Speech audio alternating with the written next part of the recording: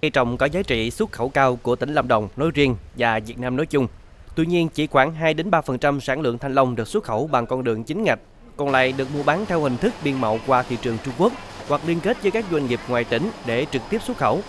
Nhằm góp phần nâng cao chuỗi giá trị của cây thanh long cũng như đưa trái thanh long thâm nhập vào những thị trường khó tính trên thế giới, địa phương đang đẩy nhanh tiến độ cấp mã vùng trồng loại cây này. Đến nay, toàn tỉnh đã cấp 587 mã số vùng trồng với 100% diện tích thanh long và 268 mã số cơ sở đóng gói thanh long xuất khẩu. Từ đầu năm 2026 đến nay, ngành chức năng đã giám sát 130 mã số vùng trồng và 60 cơ sở đóng gói, đồng thời thu hồi các mã số không còn đủ điều kiện.